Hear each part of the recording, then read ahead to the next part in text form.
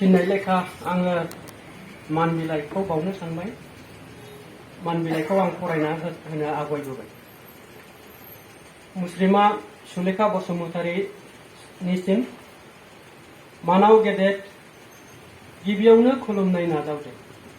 दिनै NIB नि 19थि गायसननाय सान, जाय फसंथानखौ बर'नि राव, थुनलाइ, हारिमु, जारिमिन, रांखान्थि आरो गोबांथार बिथिङाव गोथौ नोजोरजों बिजिरसंनांगौनि गोनांथिखौ नोजोर बोना 2003 मायथाइयाव गायसननाय जादोंमोन।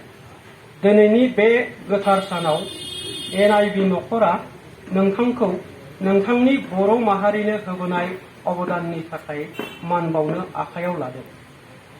बुंनाय दं, without music life would be a mistake. आरो नों गैयाब्ला बर'नि देंखो मुलुगा अराय खंख्ला।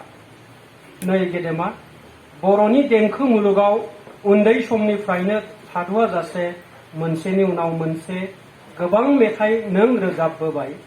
गोबां जौसाङाव अखोरां सेर सेर दाउ खौखिलिं जाना बर' बिमानि रावजों मिलौदो देंखो रोजाबना मुलुग रिंसार होबोबाय।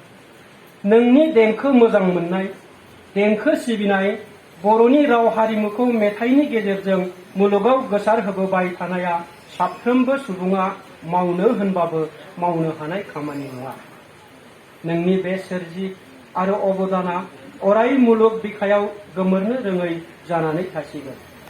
नै गेदेमा, नोंथांनि बर' बिमाखौ सिबिबोनायखौ बबेबा मान बिलाइनि सुंद' बुंफोरथिजों खेंफोरनो हाजोबनाया गोरलै नङा।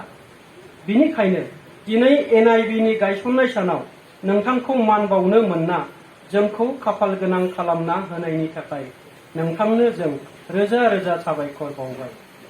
NIB नखरा नोंथांनि आलो गोजोन जिउ, आलो गोजोन नखर आरो गाहाम सावस्रि आरो गोलाव जिउनि मिजिं थिना आफा आनान गसाइनियाव गंग्लायै आरज गाबबाय।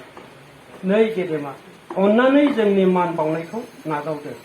अक्ट' 22 मे 2022 मायथाइ, सुदेमपुरि, क'क्राझार। गंग्लायै NIB नखर। गोजोन्थों। खुलुमबाय।